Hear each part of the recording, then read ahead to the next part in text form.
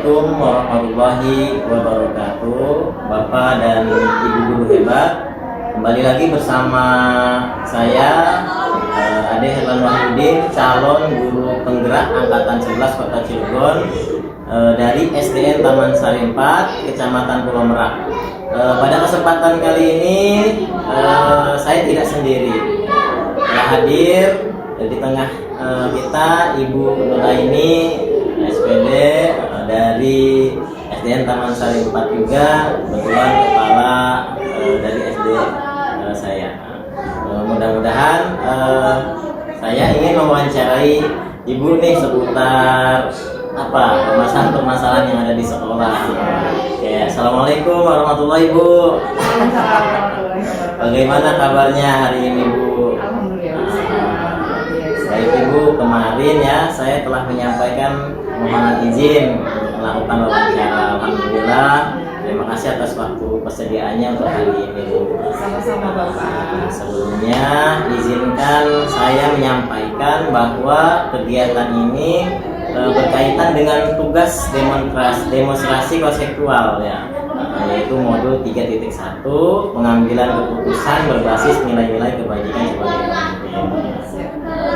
Tujuan wawancara ini adalah untuk mendapatkan sebuah wawancara tentang praktek pengambilan keputusan yang selama ini dijalankan, terutama untuk kasus-kasus yang dimana nilai-nilai kebajikan ini saling bersinggungan, atau untuk kasus-kasus dilema etika yang sama-sama benar.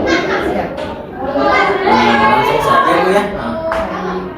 Yang pertama Bu ingin saya tanyakan adalah selama ini Bu ya, bagaimana Ibu dapat mengidentifikasi kasus-kasus yang merupakan dilema etika atau rujukan moral? Baik, izin jawab ya Pak Dea. Sebagai seorang pimpinan sebuah institusi pendidikan, tentunya harus menghadapi pengambilan keputusan setiap harinya. Hal ini terkadang melibatkan berbagai pihak yang memiliki kepentingan yang sama-sama menjunjung tinggi suatu nilai kebajikan tertentu, dan keduanya sama-sama benar. Ini disebut dengan dilema etika. Sedangkan situasi rujukan moral di mana kita harus membuat keputusan antara benar dan salah. Kedua kasus tersebut harus dapat diidentifikasi dengan benar agar tidak ada kesalahan dalam pengambilan keputusan. Caranya dengan menganalisis, mempelajari dan menyimpulkan terhadap kasus yang terjadi.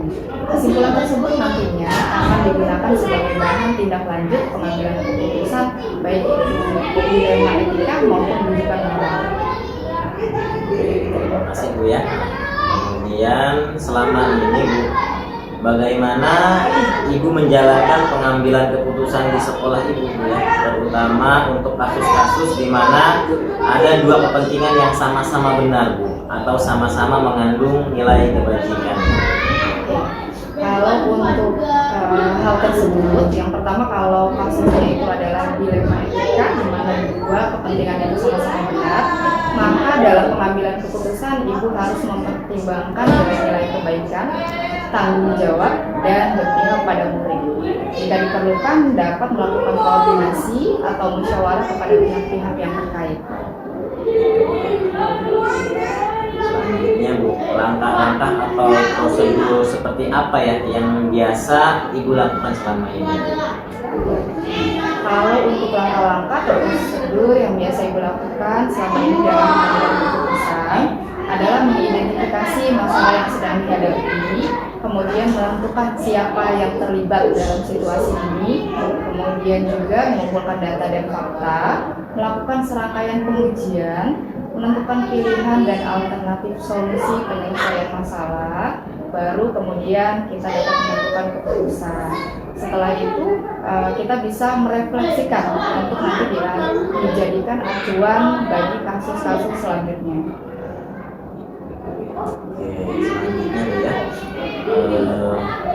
hal-hal apa saja ini ya yang selama ini Ibu anggap efektif dalam pengambilan keputusan pada kasus-kasus di luar etika? Selama ini yang Ibu anggap efektif dalam pengambilan keputusan pada kasus-kasus dilema etika adalah pertimbangan berdasarkan peraturan ya, kemudian juga rasa peduli. Selanjutnya, hal-hal apa saja Bu yang selama ini merupakan tantangan Bu ya dalam pengambilan keputusan pada kasus-kasus di dunia etika?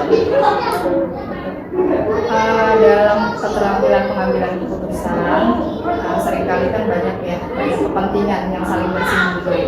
Nah, nilai-nilai kebajikan mendasar yang bertentangan itu jadi tantangan.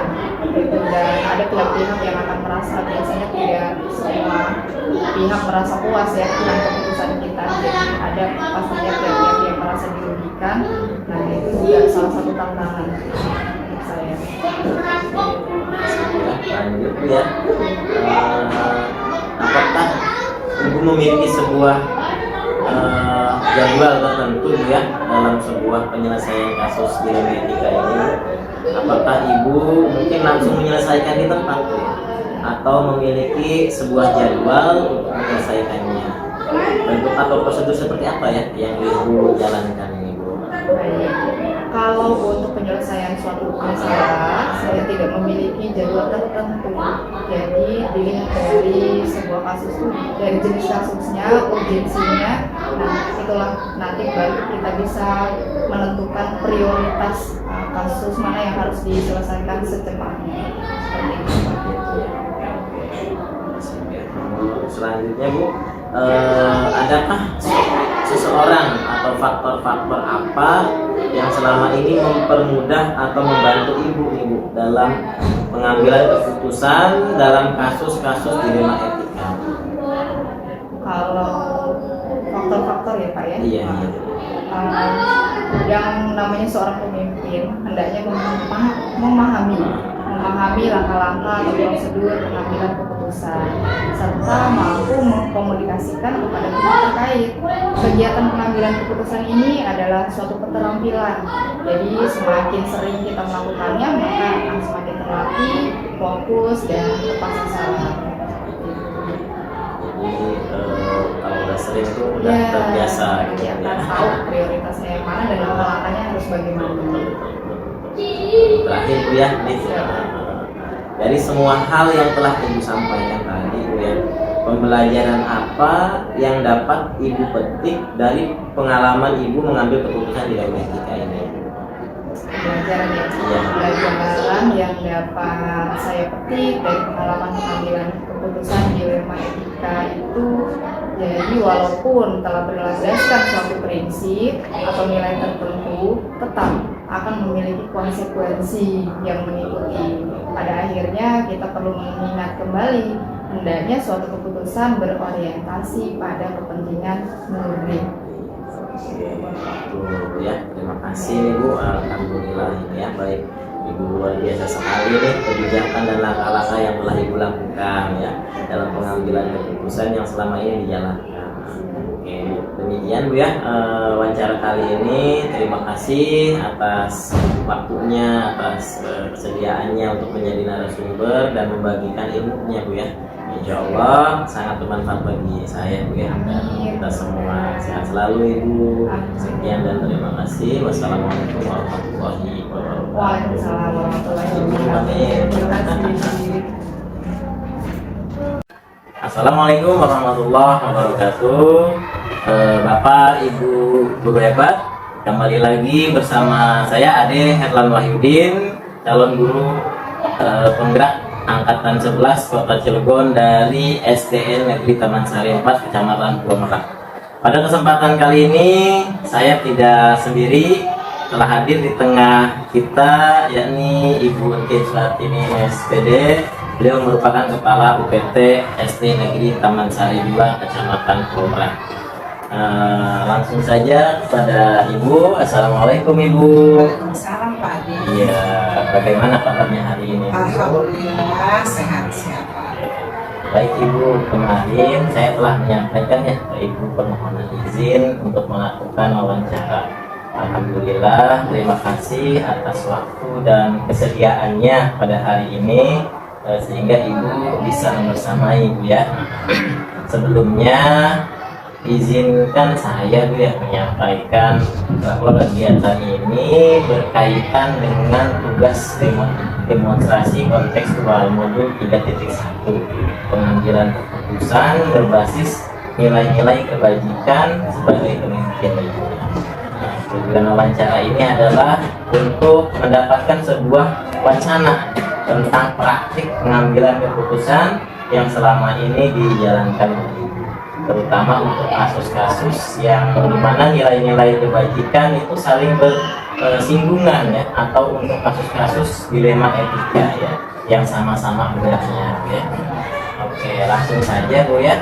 Pertanyaan yang pertama yang ingin saya tanyakan adalah selama ini bagaimana Ibu dapat mengidentifikasi kasus-kasus yang merupakan dilema etika atau bujukan moral ya?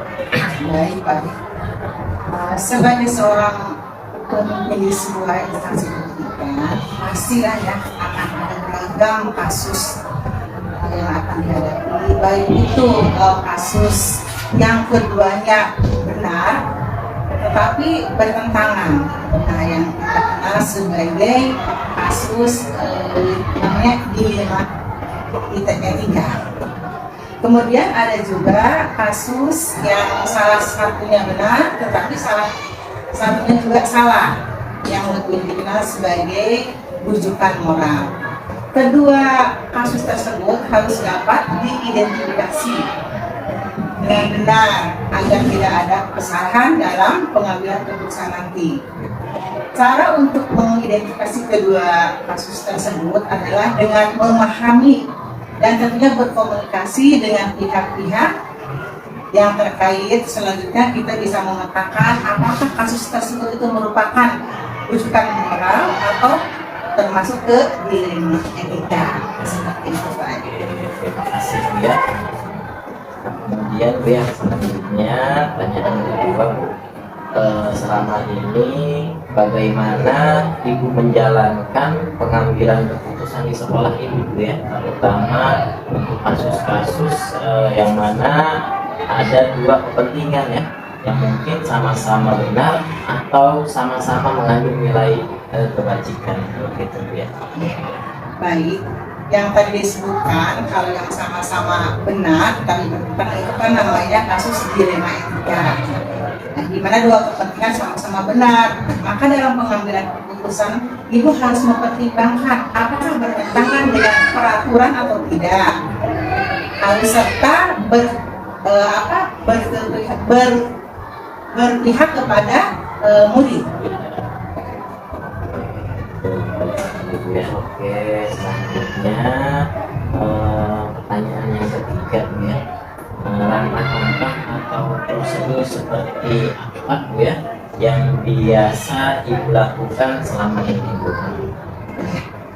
Langkah-langkah atau prosedur yang Ibu lakukan selama ini dalam pengambilan keputusan adalah mengidentifikasi dan mengumpulkan fakta-fakta. Selanjutnya mempertimbangkan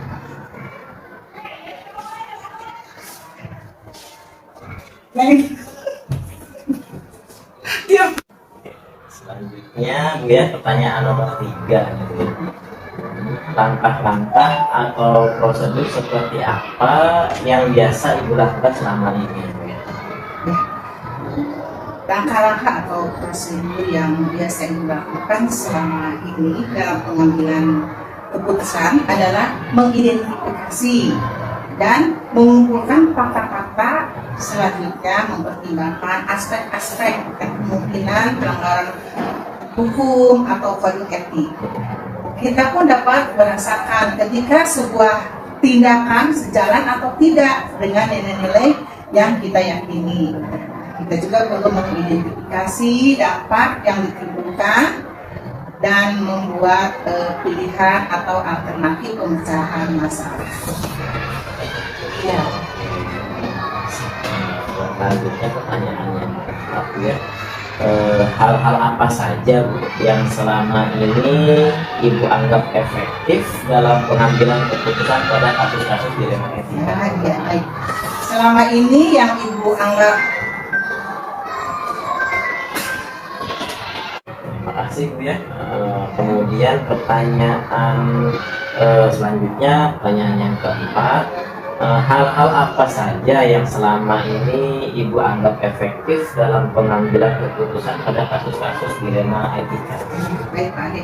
Selama ini yang dianggap efektif dalam pengambilan keputusan pada kasus-kasus dilema etika pertama ya adalah komunikasi dan masukan berbagai pihak yang dapat dijadikan bahan pertimbangan dalam pengambilan keputusan. Selanjutnya Bu, pertanyaan yang kelima, hal-hal apa saja yang selama ini merupakan tantangan dalam pengambilan keputusan pada kasus-kasus dilema etika? Ya, tentunya dalam pengambilan keputusan pasti ada tantangan ya. Nah, tantangan dalam pengambilan keputusan pada kasus dilema etika diantaranya hasil keputusan yang mungkin tidak sepenuhnya dapat diterima semua pihak. Ya. Oke, terima kasih Bu ya. Lanjut ke pertanyaan ke-6 Bu ya. Ya, baik. Apakah Ibu memiliki sebuah jadwal tertentu Bu ya dalam sebuah penyelesaian kasus dilema etika? Apakah Ibu langsung menyelesaikannya di tempat Bu ya, atau memiliki sebuah jadwal untuk menyelesaikannya? Kalau ada bentuk atau prosedur seperti apa ya yang Ibu jalankan seperti itu? Jadi kalau misalnya untuk menyelesaikan sebuah masalah itu tidak punya jadwal tertentu. Jadi tidak ada jadwal tertentu ya untuk menyelesaikan sebuah kasus.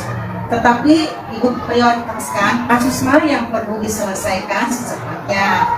Jadi tergantung dari jenis kasusnya. Jadi melihat prioritas dulu Bu ya. Ya.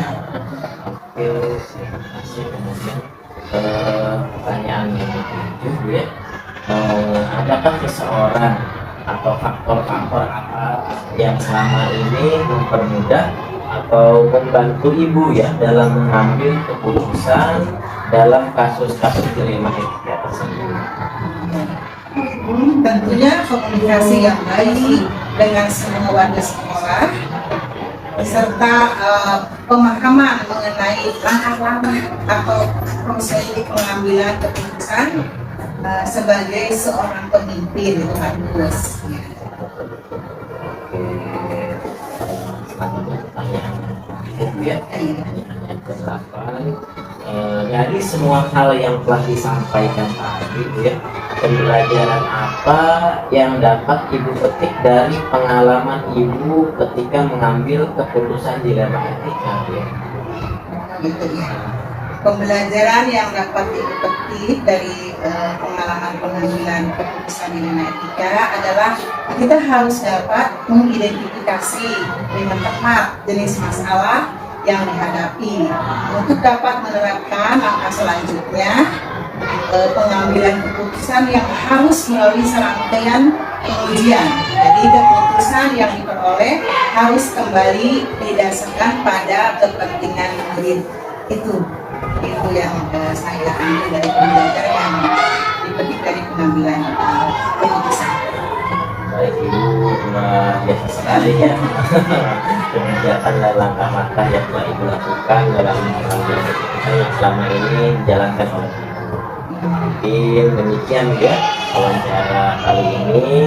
Terima kasih telah menjadi narasumber ya dan membagikan ilmunya, insya Allah sangat bermanfaat bagi saya dan bagi kita semua ya. Sehat selalu Ibu. Sekian dan terima kasih. Wassalamualaikum warahmatullahi wabarakatuh. Assalamualaikum warahmatullahi wabarakatuh.